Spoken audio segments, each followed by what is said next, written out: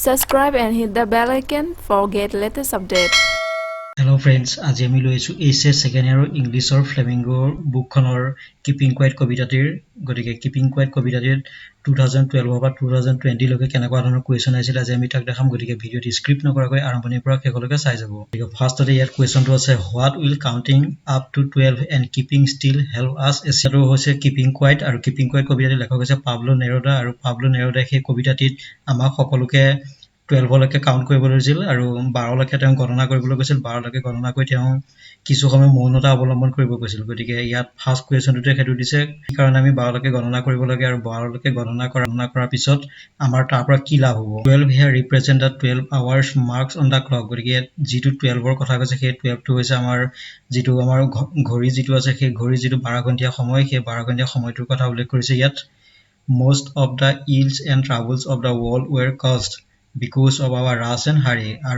আৰু যিমান সমস্যা আছে সেই সমস্যাখিনি আমাৰ এই 12 ঘণ্টাৰ এই সময়খিনি ভিতৰতেই ঘটে গতিকে সেই সময়খিনি আমাৰ কাৰো সময় নাই কাৰণ ইয়াত উল্লেখ কৰিছে rush and hurry গতিকে rush and hurry মানে সকলো মানুহে এই সময়খিনি ভিতৰতে নিজৰ নিজৰ কামত অধিক ব্যস্ত হৈ থাকে গতিকে কোনো কাৰো কথা ভাবিবলৈ সময় নাই গতিকে এই সময়খিনি ভিতৰতে ওয়াৰ্ল্ডৰ বিভিন্ন সমস্যাবিলাক সংঘটিত হয় 12 বছৰ এই সময়খিনি ভিতৰত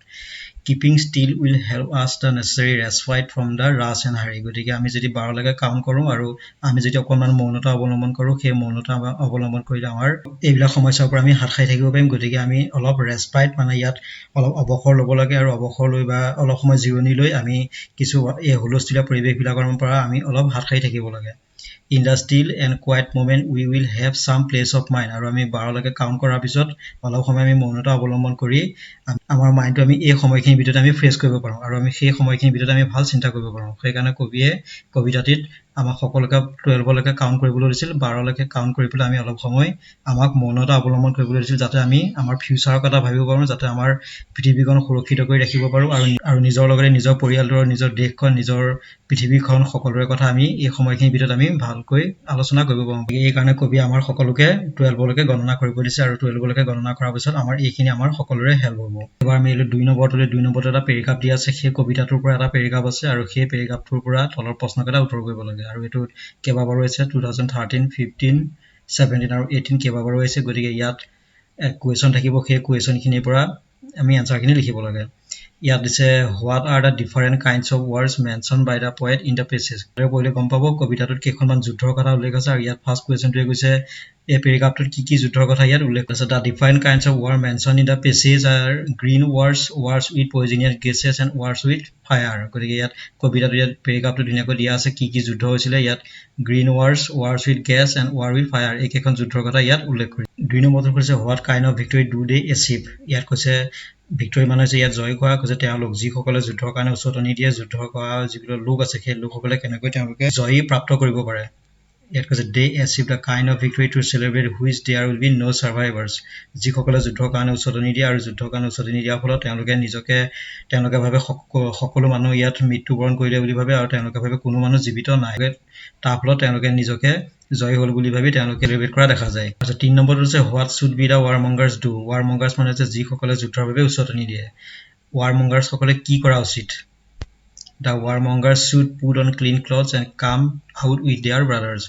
warmongers যিসকল যুদ্ধৰ বাবে উচতনি দিয়ে সেই যুদ্ধৰ বাবে উচতনি দিয়া লোকসকলে তেওঁলোকে যুদ্ধৰ কথা পৰিহাৰ কৰি পাহৰি তেওঁলোকে আমাৰ সকলোৰে মাজলৈ আহিব লাগে আৰু তেওঁলোকে ক্লিন ক্লথ তেওঁলোকে ভাল পোছাক পৰিধান কৰি আমাৰ মাজত তেওঁলোকে মকামিলা হৈ থাকিব লাগে they should stop the wars তেওঁলোকে যুদ্ধ বন্ধ কৰিব লাগে and should think as brotherhood in the said doing nothing আৰু তেওঁলোকে আমাৰ সকলোৰে মাজত তেওঁলোকে ভাই ককাই নিচিনাকৈ থাকিবলৈ চেষ্টা কৰিব লাগে আৰু তেওঁলোকে যুদ্ধৰ কথা পৰিহাৰ কৰিব লাগে গতিকে যিসকল warmongers আছে যিবা যুদ্ধৰ বাবে যিসকলে উচতাই থাকে তেওঁলোকে এইবিলাক পৰিহাৰ কৰি এই কথাখিনি মানি চলিব লাগে মান অৰ্থ দিয়া আছে সেই অৰ্থকেটাৰ মিনিং কেটা কি হ'ব find words the passage that means those live alive and win and answer to দিছে তাৰ মিনিংটো কি হ'ব those live alive তাৰ মিনিংটো হ'ব survivors তাৰমানে জীৱিত থকা লোক আৰু উইন মানে হৈছে ভিক্টৰী জয় মডত আছে what is the sadness that the poet refers to in the poem keeping quiet it was 2015 আৰু 20 it was sadness কবিতাটোত keeping quiet কবিতাটোত sadness শব্দটো কি ৰেফাৰ কৰিব বিচাৰিছে এটো কৰিছে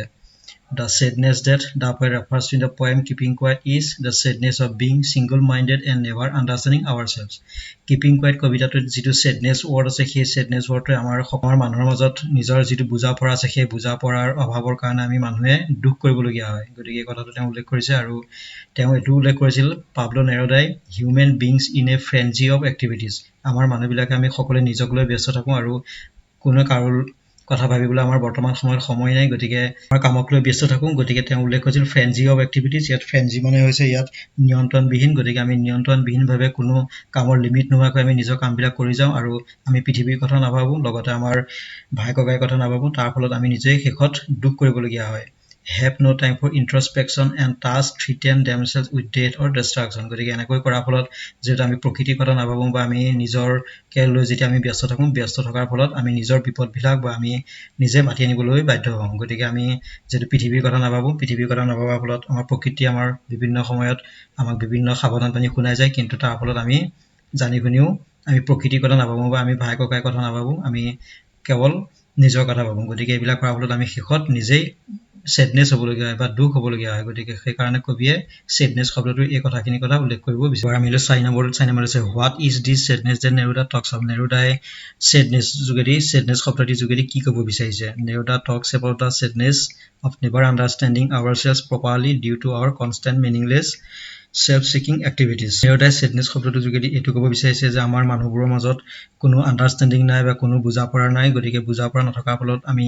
নিজকে নিজে আমি কি কৈছো মিনিংলেছ কাম কিছুমান কৰি গৈছো আৰু মিনিংলেছ কাম কিছুমান কৰাৰ ফলত আমি নিজৰ বিপদবিলাক আমি নিজেই চপাই লৈছো আৰু তাৰ ফলত আমি শেষত দুখ কৰিবলগীয়া অৱস্থালৈ গতি কৰিছো Neruda says that man is a victim of his own activities. Pablo Neruda এটো ক'ব বিচাৰিছে যে তেওঁ এটো কৈছে যে আমি নিজৰ বিপদবিলাক আমি নিজে আনিছো গতিকে আমি আমাৰ কৰ্মৰ ফলত আমি নিজৰ বিপদ মাতি আনিছো and ultimately threaten himself with death আৰু আমাৰ মৃত্যু আমি নিজে মাতি আনিছো আমাৰ কৰ্মৰ যোগেদি গতিকে আমি আমাৰ যিবিলাক কাম কৰোঁ সেই কাম কৰাৰ যিটো পৰিণাম সেই পৰিণামৰ ফলতে আমি শেষত দুৰ্ভোগ ভুগিবলগীয়া হয় গতিকে পাবলো নেৰুদাই তেওঁ sadness শব্দটোৰ যোগেদি কথাখিনি ক'ব বিচাৰিছিল তাৰ পিছত 5 নম্বৰত আছে what can finally teach us as noted in Neruda's poem নেৰুদাৰ কবিতাত finally teach us এই শব্দটো কি ক'ব বিচাৰে in Neruda's poem the earth can finally teach us how silence is productive নেৰুদাৰ কবিতাত finally teach us এই লাইনটো ক'ব বিচাৰিছে যে আমাক পৃথিৱীয়ে প্ৰত্যেক সময়তে আমাৰ বিভিন্ন ধৰণৰ শিকনি দি থৈ গৈছে কাৰণ আমাৰ বিভিন্ন সময়ত বানপানী ভূমিকম্প আৰু গৰাখনে বিভিন্ন সমস্যা আমাৰ বৰ্তমান সময়ত দেখা দি আছে গতিকে আমাৰ পৃথিৱীয়ে বৰ্তমান বিভিন্ন সময়ত বিভিন্ন ৰূপেৰে আমাক এবিলাক শিকাই গৈছে কিন্তু আমি মানুহবিলাকে জানি শুনি আমি প্ৰকৃতিৰ কথা নাভাবোঁ গতিকে আমাৰ সেইখিনি সময়ত প্ৰকৃতিয়ে যেতিয়া উগ্ৰ ৰূপ ধৰিব তেতিয়া আমি মানুহবিলাকে উপলব্ধি কৰোঁ কিন্তু তাৰ পিছত হলো আমি মানুহবিলাকে নিজৰ কাম নিজে কৰি যাওঁ কিন্তু প্ৰকৃতিৰ কথা উল্লেখ নকৰাৰ ফলত আমি নিজৰ দুৰ্ভোগ ভুগিবলগীয়া হয় The earth seems calm and quiet but is actually nurturing life গতিকে আমাৰ পৃথিৱীখন পুৰা শান্ত হৈ থাকে গতিকে শান্ত পৃথিৱীখনত আমিও অশান্তি সৃষ্টি কৰিব নোৱাৰো গতিকে আমি যদি অশান্তি সৃষ্টি কৰোঁ আমাৰ পৃথিৱীখনত গতিকে আমাৰ ভৱিষ্যতটো আমাৰ বেয়া হ'ব গতিকে পাবলো নেৰুদাই এটো তেওঁ ফাইনালি টিচ আস শব্দৰ যোগেদি এটো ক'ব বিচাৰিছে যে আমাক পৃথিৱীয়ে বিভিন্ন সময়ত বিভিন্ন শিকনিবিলাক দি গৈ আছে কিন্তু আমি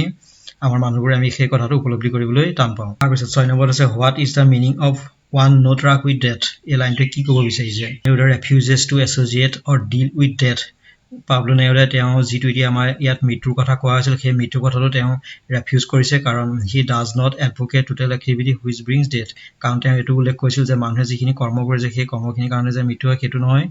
সেই বুলি আমি ইয়াত ৰখি থাকিলে নহব গতিকে আমি নিজে কিছুমান কাম seek silence and a stoppage of all activities গতিকে তেওঁ উল্লেখ কৰিছিল যে আমি আমাৰ যিবিলাক কৰ্ম আছে সেই কৰ্মবিলাক যেটো আমি কৰিবই লাগিব সেই কৰ্ম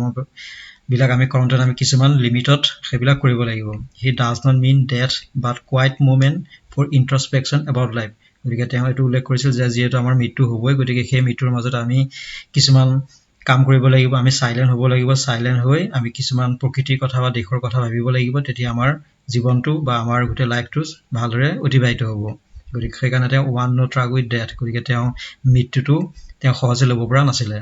What is what is the real name of Pablo Neruda? Pablo Nerudaৰ আসল নাম কি আছিল? The real name of Pablo Neruda is Neftali Ricardo Reyes Basalto.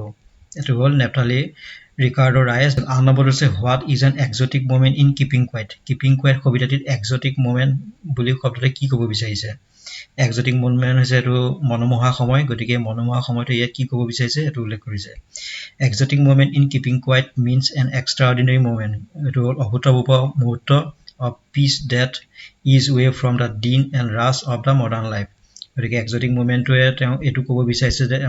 Extraordinary মুভমেণ্টখিনি সময়তে আমি আমাৰ শান্তিবিলাক লাভ কৰিব পাৰোঁ আমাৰ যিহেতু বৰ্তমান সময়ত যিটো নহয় গতিকে এই আধুনিক জীৱনত সকলো দিন এণ্ড ৰাছ হৈছে ইয়াত হাই হুলস্থুলীয়া এটা পৰিৱেশ গতিকে এতিয়া বৰ্তমান সময়ত যিহেতু আধুনিক যুগ এই আধুনিক যুগত বিভিন্ন সময়ত হাই হুলস্থুলীয়া এটা পৰিৱেশ আমাৰ পৃথিৱী চাৰিওফালে দেখা যায় গতিকে এক্সটিক মুভমেণ্ট সেই সময়খিনিয়ে আমাক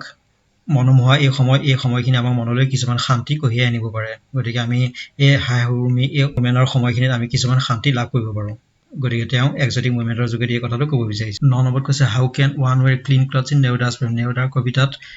ক্লিন ক্লথ যোগেদি কি ক'ব বিচৰা হৈছে one can wear clean clothes in Neruda's poem by avoiding wars and maintaining peace নেৰুদাৰ কবিতাত যুদ্ধৰ বাবে যিসকল উচতনি দিয়া লোক আছিল তেওঁলোকে ক্লিন ক্লথ তেওঁলোকে চাফা বস্ত্ৰ পৰিধান কৰিব লাগে আৰু চাফা বস্ত্ৰ পৰিধান কৰি তেওঁলোকে আমাৰ সমাজখনত যিবিলাক যুদ্ধ হয় যুদ্ধৰ বাবে তেওঁলোকে যিবিলাক উচতনি দিয়ে সেইবিলাক তেওঁলোকে পৰিহাৰ কৰি আমাৰ সমাজখনৰ লৈ তেওঁলোকে শান্তি ঘূৰাই আনিবলৈ চেষ্টা কৰিব লাগে 10 নম্বৰত আছে why does the poet Neruda wish to count to 12 নেৰুদাই আমাক সকলোকে 12 লৈকে গণনা কৰিবলৈ কৈছিল তেওঁ 12 লৈকে কিয় গণনা কৰিবলৈ poet Neruda wish to count to 12 so that after it whole mankind keeps silent and experience an exotic moment নেৰুদাৰ কবিতাত আমাক সকলোকে 12 লৈকে গণনা কৰিব কৈছিল আৰু 12 লৈকে গণনা আমি 12 লৈকে গণনা কৰি অলপ সময় আমি সাইলেন্ট হ'ব লাগে সাইলেন্ট হৈ আমি সেইখিনি সময়ত আমি এক্সোটিক মোমেন্ট এটা মনোমোহা সময় আমি সেইখিনি সময়ত উপলব্ধি কৰিব পাৰোঁ it would help us know ourselves আৰু সেই 12 লৈকে গণনা কৰাৰ পিছত আমি যিখিনি সময় সাইলেন্ট হৈ থাকোঁ সেই সাইলেন্ট হৈ থকা সময়খিনি আমাৰ কাৰণে বা আমাৰ সমাজখনৰ কাৰণে অতিকৈ ভাল হ'ব The silence will interrupt the sadness of never understanding ourselves and help integrate the whole world. গতিকে আমি যদি সাইলেন্ট অলপ সময় যদি আমি সাইলেন্ট হওঁ গতিকে সাইলেন্ট হোৱাৰ ফলত আমি আমাৰ যিবিলাক দুখ আছে সেই দুখৰ পৰা আমি পৰিহাৰ পাব পাৰোঁ আৰু লগতে আমি আমাৰ হোল ৱৰ্ল্ড আমাৰ গোটেই পৃথিৱীখনৰ কথা আমি ভাবিব পাৰোঁ গতিকে সেইকাৰণে নেৰুদাই আমাক সকলোকে 12 লৈকে ইয়াত কাউণ্ট কৰিবলৈ কেইটামান কুৱেশ্যন আছে আৰু এইটো আছিল 2016 আৰু 2020 ত ইয়াৰ ফাৰ্ষ্ট কুৱেশ্যনটো হ'ল how long does the poet wants to stay still ইয়াত কবিতাটোত কবিয়ে আমাক কিমান সময়লৈকে গণনা কৰিবলৈ কৈছিল the poet wants to stay still until everyone count to 12 সকলোকে আমাক 12 লৈকে কাউণ্ট কৰিবলৈ কৈ 2 নম্বৰত কৈছে why does he asked us to keep still and not use any language কবিতাটোৰ সেই পেৰেগ্ৰাফটোত লেখকে আমাক সাইলেন্ট হ'বলৈ কৈছিল আৰু সেইখিনি সময়ত কিয় তেওঁ তেনেকৈ কৈছিলে Neruda asks us to keep still and not use any language so that Thomas rush and activity has only brought misfortune to mankind. Nerudaই তেওঁ কবিতাৰ যোগেদি আমাক কৈছিল আমি 12 লৈকে কাউণ্ট কৰিব লাগে আৰু 12 লৈকে কাউণ্ট কৰাৰ পিছত আমি অলপ সময় সাইলেন্ট হ'ব লাগে আৰু সেই সাইলেন্ট হোৱাৰ সময়খিনিত আমি কোনো লেংগুৱেজ বা কোনো কথা ক'ব নালাগে আৰু তেতিয়া আমি যেহেতু আমাৰ এটা হুলস্থুলীয়া পৰিৱেশৰ মাজত আমি থাকোঁ আৰু আমি যেহেতু আমাৰ কৰ্মৰ পৰা আমি যেহেতু সময় নাপাওঁ গতিকে সেই সময়খিনিত আমি ভৱিষ্যতৰ কথা আমাৰ সমাজখনৰ কথা আমি ভাবিব পাৰোঁ গতিকে সেইখিনি সময়ত কোনো কথা নকোৱাকৈ আমি নিজেই মৌনতা অৱলম্বন কৰিব লাগে it is better to be quiet and still গতিকে সেই সময়খিনি আমাৰ সাইলেন্ট হৈ থাকিলে আমাক কাৰণে অতিকৈ মংগলদায়ক হ'ব আৰু আমাৰ ভৱিষ্যতৰ কথা আমি ভাবিবলৈ সুবিধা হ'ব গতিকে সেইকাৰণে আমাক সকলোকে সাইলেন্ট হ'বলৈ তেওঁ অনুৰোধ কৰিলে 3 নম্বৰত আছে what does the poet mean by not move our arms so much কবিতাটোত কবিয়ে আমাৰ move our arms so much গতিকে সেই সময়খিনিত আমাক আমাৰ যিটো আৰ্মছ আমাৰ যিটো বাহু সেই আমাৰ শৰীৰটো আমি লৰচৰ কৰিব নালাগে বুলি তেওঁ উল্লেখ কৰিছিল কিয় তেওঁ তেনেকৈ কৈছিলে By the expression not move our arms so much the poet means that no one must engage in any physical activity এই লাইনটোৰ যোগেদি তেওঁ এই কথাটো ক'ব বিচাৰিছিল যে আমি আমাৰ যিটো ফিজিকেল আমি যিহেতু দিনৰ দিনটো আমি বা ৰাতিলৈকে আমি যিবিলাক কাম কৰিয়ে থাকোঁ গতিকে সেই সময়খিনিৰ ভিতৰত আমি কোনো ফিজিকেল কাম আমি কৰিব নহ'ব আৰু আমি শৰীৰটো আমি লৰচৰ নকৰাকৈ আমি একান্ত মনেৰে মৌনতা অৱলম্বন কৰিব লাগিব তেতিয়া আমি ভৱিষ্যতৰ কথা ভাবিব পাৰিম এবাৰ 12 নম্বৰটোত আছে what is the exotic movement the poet Pablo Neruda wishes for exotic মুভমেণ্টৰ যোগেদি পাব্লো নেৰুদাই কি উইচ কৰিছিল বা তেওঁ কি আশা কৰিছিল The exotic movement the poet Pablo Neruda wishes for in keeping quiet is the extraordinary moment of peace that is away from the din and rush of the modern life. গতিকে exotic movementৰ যোগেদি Pablo নেৰুদাই এইটো আশা কৰিছিল যে এটা মনোমোহা সময় সেই সময়খিনিৰ ভিতৰত আমি শান্তি লাভ কৰিব পাৰোঁ গতিকে আমাৰ যেহেতু হাই হুৰুমি বা হুলস্থুলীয়া আধুনিক যুগৰ এটা জীৱন সেই জীৱনটোৰ পৰা আমি পৰিহাৰ কৰি আমি সকলোৱে আমি এটা এক্সট্ৰাঅৰ্ডিনেৰী মুভমেণ্টৰ মাজলৈ আমি সোমাই যাব পাৰোঁ তেতিয়া আমি শান্তি লাভ কৰিব পাৰিম গতিকে নম্বৰত কৈছে why quietness would be an exotic movement for the speaker in keeping quiet কবিতাটোত লেখকে কিয় সাইলেন্ট হৈ থাকিলে আমাৰ এটা মনোমোহা সময় পোৱা যায় বুলি উল্লেখ কৰিছিল এনচাৰটো ইয়াত এনেধৰণৰ হ'ব because in that poem an exotic movement is considered to be that movement when everything and every one go' still গতিকে এক্সোটিক যিটো মুভমেণ্ট হয় এই সময়খিনিৰ ভিতৰত আমি যিহেতু কাম কৰি থাকোঁ সেই সময়খিনিৰ ভিতৰত আমি সকলো কাম পৰিহাৰ কৰি আমি সাইলেন্ট হ'ব লাগে there will be no moment, there will be no difference and everyone will be alike understanding each other সেই সময়খিনিৰ ভিতৰত exotic moment সেই সময়খিনিৰ ভিতৰত আমি ইজনে সিজনক বুজিব পাৰোঁ বা ইজনে আনৰ মনৰ কথাবিলাক আমি আলোচনা কৰিব পাৰোঁ গতিকে সেই সময়খিনি সকলোৰে কাৰণে অতিকৈ গুৰুত্বপূৰ্ণ সময় গতিকে সেই কাৰণে কবিয়ে তেওঁ কিপিং কোৱাইট কবিতাটিৰ যোগেদি তেওঁ আমাক কোৱাইটনেছ সাইলেন্ট হৈ থাকিলে আমি আমাৰ ভৱিষ্যতৰ কথা ভাবিব পাৰোঁ আৰু এক্সোটিক মোমেন্টে আমাৰ জীৱনলৈ কেনেকৈ সহায় কৰিব পাৰে আৰু আমাৰ সকলো কামত আগবঢ়াই নিব পাৰে আমাৰ জীৱনটো সেই কথাখিনি এক্সোটিক মোমেন্টৰ যোগেদি তেওঁ উল্লেখ কৰিব বিচাৰিছিল 14 নম্বৰ আছে what is Pablo Neruda's opinion about different kinds of wars Pablo নেৰুদাৰ কবিতাত তেওঁ বিভিন্ন ধৰণৰ যুদ্ধৰ কথা উল্লেখ কৰিছিল সেই যুদ্ধকেইখন কি কি Pablo Neruda in his poems keeping quiet talks about various kinds of wars Pablo নেৰুদাই তেওঁ কবিতাৰ যোগেদি বিভিন্ন ধৰণৰ যুদ্ধৰ কথা উল্লেখ কৰিছিল তাৰ ভিতৰত উল্লেখযোগ্য যুদ্ধবিলাক হৈছে green wars wars with gas and wars with fire গতিকে এইখন যুদ্ধৰ কথা তেওঁ উল্লেখ কৰিছিলে গতিকে এইখিনি আছিলে কিপিং কোৱাইট কবিতাটিত আগন্তুক এক্সামত আহিবলগীয়া অতিকৈ গুৰুত্বপূৰ্ণ কুৱেশ্যন এনচাৰ 2012 বা 2020 লৈকে গতিকে ভিডিঅ'টি ভাল লাগিছে যদি লাইক কৰিব কমেণ্ট কৰিব আৰু যিসকলে বুজি পোৱা নাই তেওঁলোকে আমাক কমেণ্টত গৈ কমেণ্ট কৰিব পাৰে আৰু লগতে যিসকলে আগৰ ভিডিঅ' চোৱা নাই ভিডিঅ' এণ্ড স্ক্ৰীনত হিষ্ট্ৰী স্বদেশ অধ্যয়ন ইংলিছ পলিটিকেল চায়েন্স সকলো ভিডিঅ' আহি আছে সেইবিলাক পাই থাকিব গতিকে ভিডিঅ' এণ্ড স্ক্ৰীনৰ পৰা আগৰ ভিডিঅ'বিলাক কালেক্ট কৰিব পাৰিব আজি ভিডিঅ'টি ইমানেই আছিলে ধন্যবাদ